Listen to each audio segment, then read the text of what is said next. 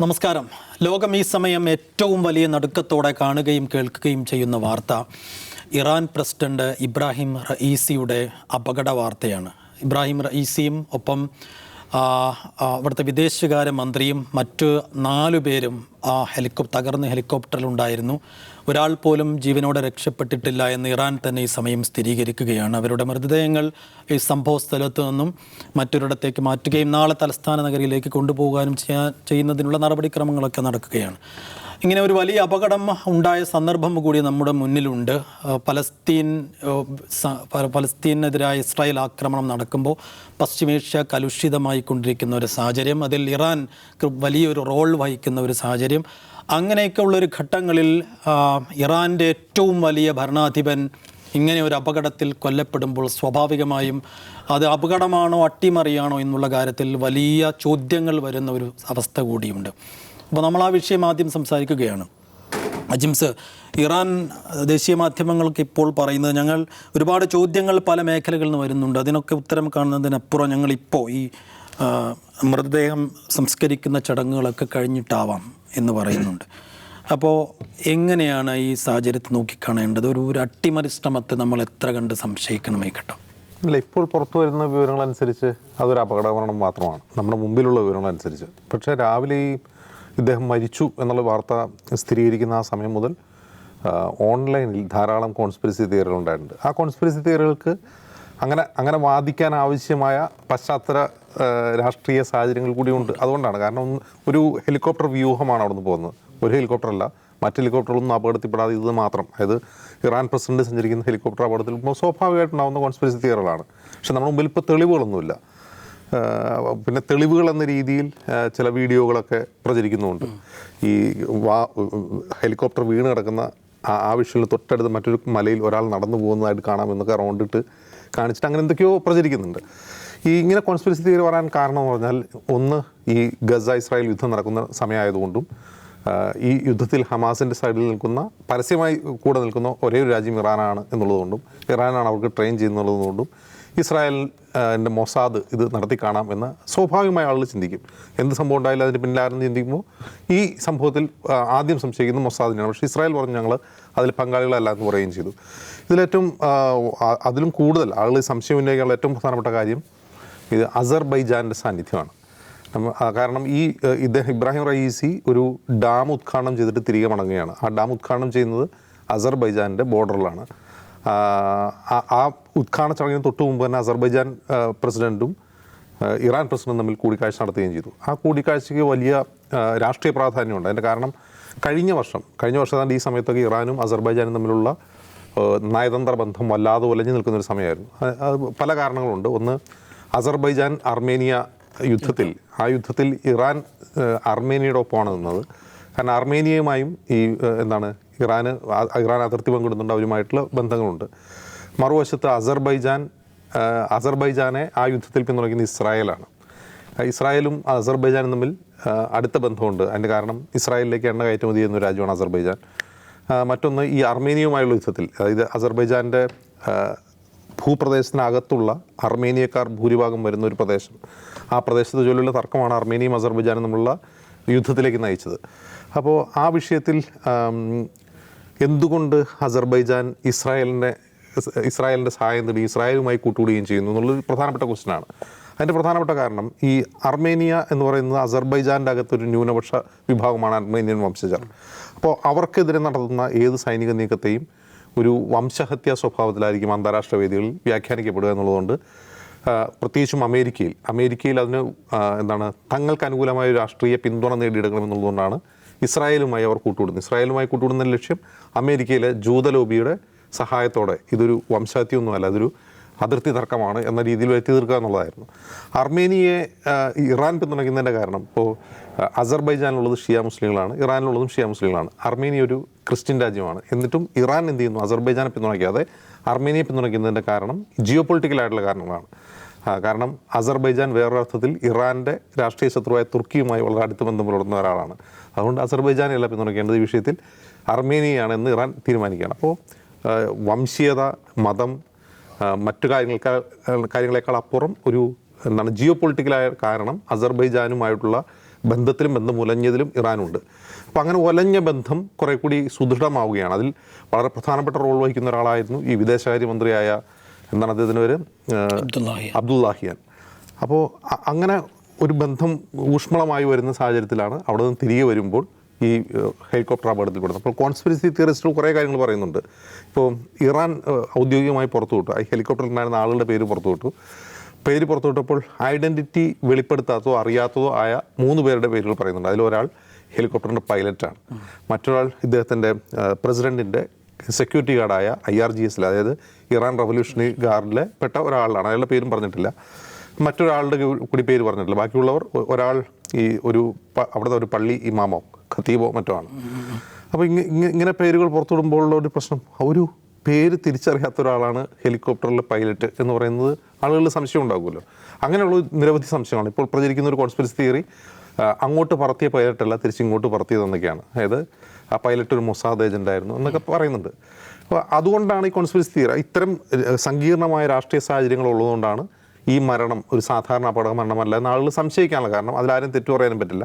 ഇനി കൂടുതൽ അന്വേഷണം വരുമ്പോൾ ഇതിൽ ഏതെങ്കിലും എക്സ്റ്റേണൽ ഫോഴ്സസ് ഇടപെട്ടിട്ടുണ്ടോ എന്നൊക്കെ പുറത്തു വരും. അങ്ങനെ എക്സ്റ്റേണൽ ഫോഴ്സിൻ്റെ ഇടപെടലിലൂടെയാണ് അതൊരു സാധാരണ അപകട മരണമല്ല എന്നാണ് ഇറാൻ കണ്ടെത്തുന്നതെങ്കിൽ അത് കൂടുതൽ കാലം നീണ്ടു നിൽക്കുന്ന സംഘർഷങ്ങളിലേക്ക്, ഇസ്രായേലും ഇറാനും തമ്മിലുള്ള സംഘർഷങ്ങളിലേക്ക് പോകും. അതിനർത്ഥം ഇപ്പോൾ നാളെയോ മറ്റന്നാളോ ഇത് മൊസാദ് ചെയ്തതാണെന്ന് ഇറാൻ തിരിച്ചറിയുകയാണെന്ന് കരുതുക, നാളെ തന്നെ അവർ 3-ാം ലോക യുദ്ധത്തിന് ഇറങ്ങി പുറപ്പെടുമെന്ന് പറയാൻ കഴിയില്ല. അതിൻ്റെ പ്രധാനപ്പെട്ട കാരണം ഇറാൻ ഒരു വലിയ സൈനിക ശക്തി തന്നെയാണ്, മേഖലയിലെ വലിയ സൈനിക ശക്തി തന്നെയാണ്. ഇറാനെ സംബന്ധിച്ച് ഇറാൻ അമേരിക്കയുമായി ഫൈറ്റ് ചെയ്യുകയാണ് ദശാബ്ദങ്ങളായി. ഇറാൻ വിപ്ലവം മുതൽ തന്നെ അമേരിക്കയുമായി ഫൈറ്റ് ചെയ്യുകയാണ്. അതിൻ്റെ പ്രതിഫലമായി അവർക്ക് ലഭിക്കുന്നത് ഉപരോധമാണ്, അന്താരാഷ്ട്ര ഉപരോധമാണ്.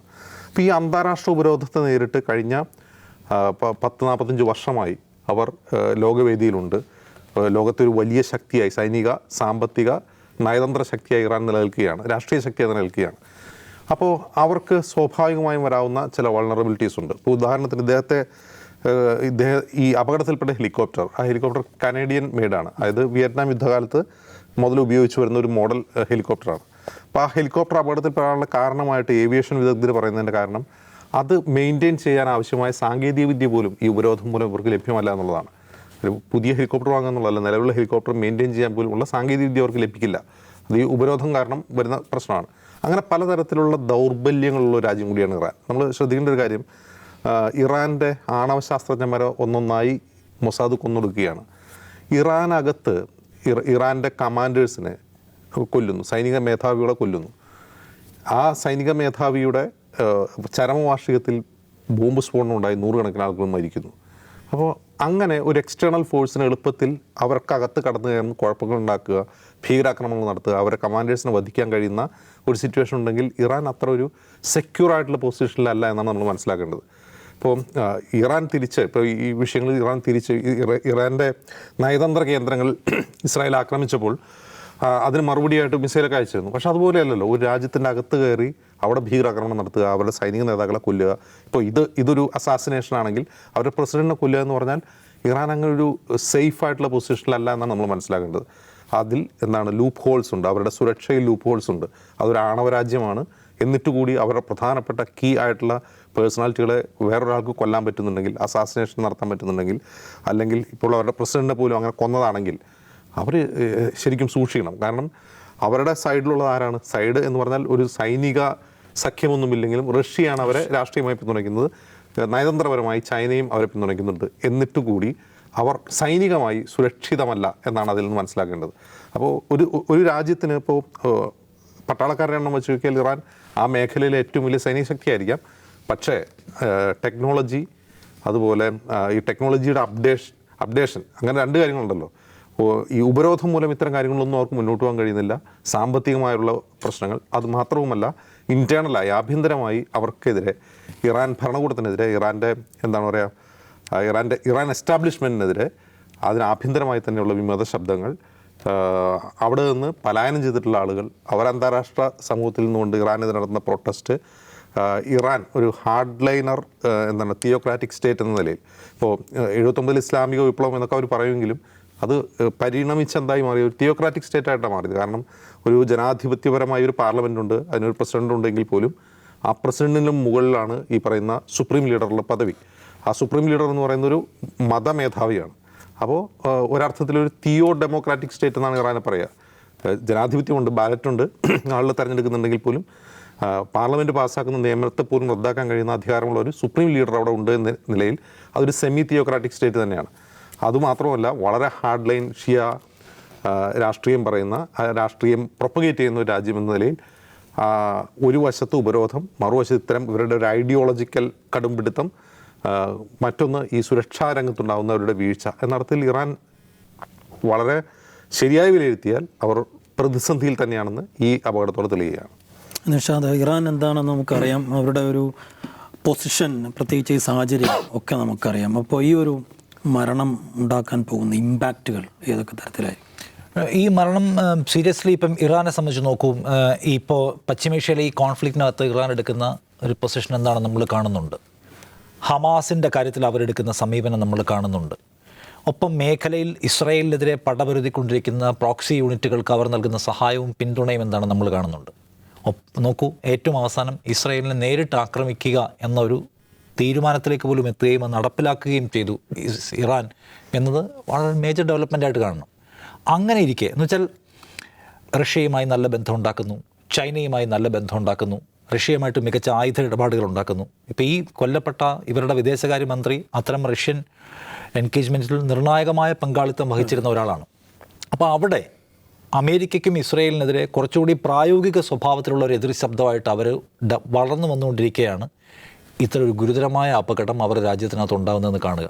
ആരാണ് അതിൻ്റെ ബെനിഫിഷ്യറി? അതിൻ്റെ ബെനിഫിഷ്യറി തീർച്ചയായും ഇറാൻ്റെ ശത്രുക്കളായ ഇസ്രയേലിൻ്റെ അടുപ്പക്കാരായ രാജ്യങ്ങൾ എന്നിവരാണ്.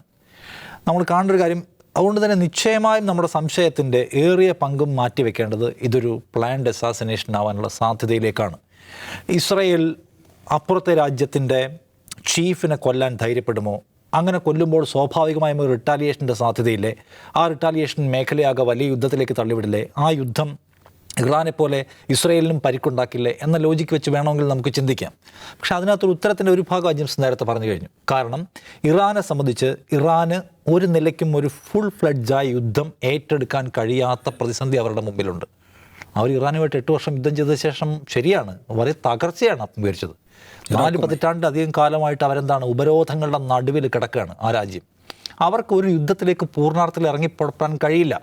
അതുകൊണ്ടാണ് ഒരു ഗതിയില്ല. അവരുടെ ആളുകളെ ഇൻറ്റേർണലി അവരുടെ മനുഷ്യരെ തൃപ്തിപ്പെടുത്താൻ ഇസ്രയേലിലേക്ക് കുറച്ച് ബോംബുകൾ അയച്ചതിന് ശേഷം ഞങ്ങൾ അവസാനിപ്പിച്ചു കേട്ടോ എന്നവർ ആദ്യം തന്നെ പറഞ്ഞു. കാരണം അവർക്കതിൻ്റെ തുടർച്ച താല്പര്യമില്ല. നേരത്തെ പറഞ്ഞ പോലെ അവരുടെ സൈനിക മേധാവി കൊല്ലപ്പെടുന്നു, അവരുടെ ആണവ ശാസ്ത്രജ്ഞൻ കൊല്ലപ്പെടുന്നു, അവരുടെ കോൺസുലേറ്റ് ആക്രമിക്കുന്നു. ഗുരുതര സ്വഭാവമുള്ള സംഗതിയാണ്. ഓക്കെ, അവരുടെ രാജ്യത്തിനകത്ത് നടക്കുന്ന എന്താ പറയുന്നത്, ഈ സുലൈമാനിയുടെ ചരമവാർഷിക ദിനത്തിൽ ബോംബ് പൊട്ടിച്ച് നിരവധിയായ ആളുകളെ കൊല്ലുന്നു. സാധാരണ നിലയ്ക്ക് ഇപ്പോൾ ഇസ്രായേലിനെ പോലും രാജ്യമോ മറ്റേതെങ്കിലും രാജ്യമോ ഒരു നിലയ്ക്കും വെച്ച് ഉറപ്പിക്കാൻ സാധ്യതയില്ലാത്ത പ്രകോപനങ്ങൾ ഉണ്ടാക്കിയിട്ടും ഇറാൻ പ്രതികരിക്കുന്നില്ല. ഞാൻ വിചാരിക്കും ഇതിനകത്ത് പോലും മൊസാദിൻ്റെ എന്തെങ്കിലും സാന്നിധ്യത്തിൻ്റെ സൂചന കിട്ടിയാലും ഇറാൻ ഇപ്പോൾ ഇത് അഡ്മിറ്റ് ചെയ്യാൻ പോകുമെന്ന് എനിക്ക് തോന്നുന്നില്ല. അഡ്മിറ്റ് ചെയ്താൽ എന്താ സംഭവിക്കുക? പിന്നെ ഗുരുതരമായ പ്രത്യാഘാതത്തിലേക്ക്, തിരിച്ചടിയിലേക്ക് പോകാൻ അവർ നിർബന്ധിതമാകും. ആ ഒരു സാഹചര്യത്തെ വിളിച്ചുകൊണ്ടുവരാൻ അവർ ആഗ്രഹിക്കുന്നില്ല. അപ്പോൾ ഇതൊരു ഇറാനെപ്പോലെ ഒരു രാജ്യത്തിൻ്റെ, ഇറാൻ ലോകത്തെ ഏറ്റവും ശ്രദ്ധേയമായ രാജ്യങ്ങളിലൊന്നാണ്, അവർ അപ്ഡേറ്റ് ചെയ്യുന്ന രാജ്യമാണ്, അവർ വലിയ സൈനിക ശക്തിയാണ്. അതിൻ്റെ തലപ്പത്തിരിക്കുന്ന ഒരാൾ, അതിൻ്റെ പ്രസിഡൻറ്റ് ഇങ്ങനെ ഒരു കലുഷ കാലത്ത് സഞ്ചരിക്കുന്ന ഒരു എയർക്രാഫ്റ്റ് അപകടത്തിൽപ്പെടുക, അതിൻ്റെ കൂടെ സഞ്ചരിക്കുന്ന ബാക്കി എല്ലാ എയർക്രാഫ്റ്റുകളും ലക്ഷ്യസ്ഥാനത്തെത്തുക, ഇതുമാത്രം വീഴുക. ഇപ്പം നമ്മളൊരു VIP മൂവ്മെൻ്റ് എന്ന് വെച്ചാൽ ഇവിടുന്ന് ഇപ്പം നമ്മുടെ പ്രധാനമന്ത്രി സഞ്ചരിക്കുന്നത് വെച്ചാൽ ഇവിടെ നിന്ന് എവിടേക്കാണ് പോകുന്ന സ്ഥലത്തെ കാലാവസ്ഥ എങ്ങനെയാണ്, ഇപ്പം നമുക്ക് ഫ്ലൈ ചെയ്യാൻ പറ്റുന്ന അന്തരീക്ഷമുണ്ടോ, ഉണ്ടെങ്കിലാണ് പോവുക. അല്ലെങ്കിൽ അവർ ബൈ റോഡ് പോകും, അല്ലെങ്കിൽ അവരുടെ യാത്ര മാറ്റി വയ്ക്കും. ഇപ്പോൾ ഇറാൻ പ്രസിഡന്റ് സഞ്ചരിക്കുന്ന ഒരു ഹ്രസ്വദൂരം സഞ്ചരിക്കുന്ന ഒരു ഹെലികോപ്റ്റർ യാത്രയിൽ കാലാവസ്ഥയെക്കുറിച്ചൊരു പഠനവുമില്ല.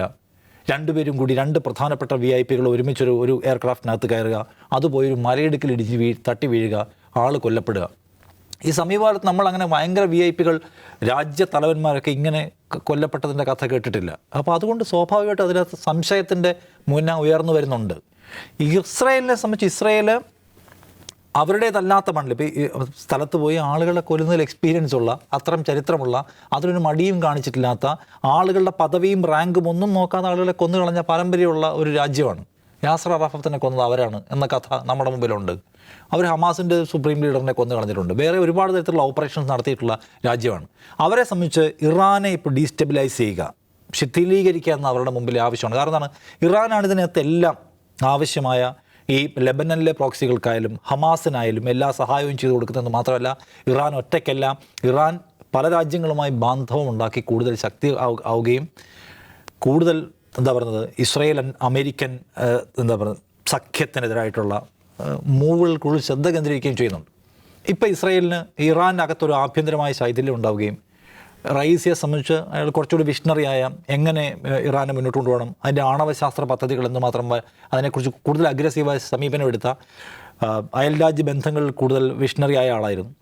അയാളുടെ മരണം പകരം പോകുന്ന ആൾ ഒരു അനിശ്ചിതാവസ്ഥ സ്വാഭാവികമായിട്ട് ഉണ്ടാക്കില്ല. ആ അനിശ്ചിതാവസ്ഥയ്ക്കകത്ത് നിന്നുകൊണ്ട് ഇസ്രായേലിനെതിരായിട്ടുള്ള സ്ട്രാറ്റജിക്കായ മൂവ്സ് എടുക്കാൻ പിന്നെ രാജ്യത്തിന് വളരെ എളുപ്പത്തിൽ പറ്റണം എന്നില്ല. അതുകൊണ്ട് ഇറാനെ സംബന്ധിച്ച് ഭയങ്കരമായ ലോസ് അവർക്കുണ്ടായിരിക്കുന്നു. ആ ലോസിൻ്റെ ബെനിഫിഷ്യറി ആരെന്ന് ചോദിച്ചാൽ അത് ഇസ്രായേലാണ്, ഇസ്രായേലിനൊപ്പം നിൽക്കുന്ന രാജ്യങ്ങളാണ്. അതുകൊണ്ട് അസാസിനേഷൻ്റെ സാധ്യത തള്ളിക്കളയാൻ കഴിയില്ല എന്ന് തന്നെ നമ്മൾ മനസ്സിലാക്കണം.